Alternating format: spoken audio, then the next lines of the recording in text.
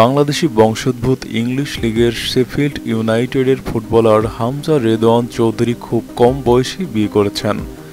পারিবারিক সূত্রে জানা যায় 18 বছর বয়স পেরোতেই হামজার বিয়ে দেন তার বাবা মোর্শেদ চৌধুরী। 2017 সালে বিয়ে হয় হামজা অলিভিয়ার। এর আগে দুজনের মধ্যে ভালোবাসা ছিল, তখনও ফুটবলে হামজার নাম খ্যাতি কিছুই ছড়ায়নি। দুজনের সম্পর্কের কথা জানতে পারেন বাবা মোর্শেদ চৌধুরী। হামজা মেয়েটাকে আমার কাছে নিয়ে আসো, অলিভিয়াকে বাসায় ডেকে আনলেন হামজা। ব্রিটিশ কন্যা অলিভিয়াকে জানানো হয়, আমরা বাঙালি এবং মুসলমান, হামজাকে যদি পছন্দ করো তাহলে বিয়ে করতে হবে, আর হামজাকে বিয়ে করতে হলে তোমাকে মুসলমান হতে হবে। শর্তটা শুনে আকাশ ভেঙে পড়ে ব্রিটিশ কন্যার।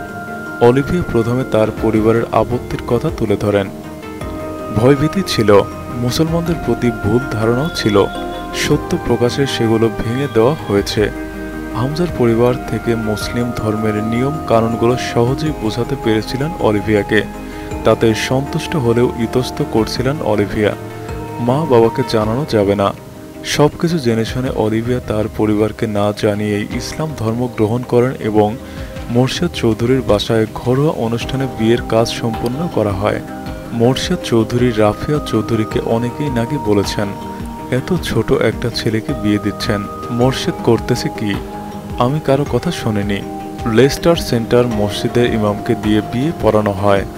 1 বছর একসঙ্গে ছিলেন সবাই। হামজা টাকা কামাতে শুরু করলেন, পরিবার বড় হতে লাগলো। হামজা আলাদা বাসায় উঠলেন। প্রায় 8 বছর হতে চলল হামজার সঙ্গে অলিভিয়ার বিয়ে হয়েছে। সে কি এখনো ইসলাম ধর্ম পালন করছে? মোর্শেদ চৌধুরী জানালেন, মেয়েটা এখনো নামাজ পড়ে, রোজা রাখে, মিলাদ পড়ে। আমার বাসায় সপ্তাহে একদিন মিলাদ হয়, তারা চলে আসে। পাশ্চাত্যের পোশাক পরিবর্তন করেছে। পরবর্তী সময় অলিভিয়ার পরিবার তার বিয়ে মেনে নিয়েছে।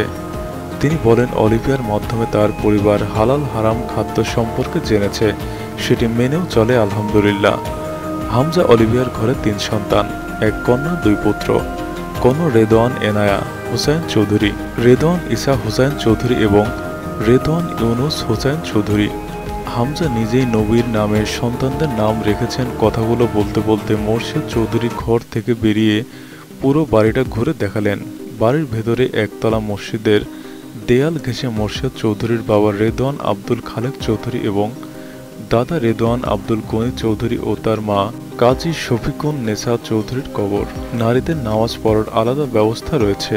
বাড়ির ভেতরে নিয়ে দেখালেন এতিমখানাও রয়েছে। হামজার স্ত্রী অলিভিয়া এতিমখানার জন্য টাকা পাঠায়। বাড়ির গেটে লেখা রয়েছে, রেদওয়ান ইসা হুসাইন হাফিজিয়া মাদ্রাসা ও এতিমখানা। 2022 সালে চালু করা হয়।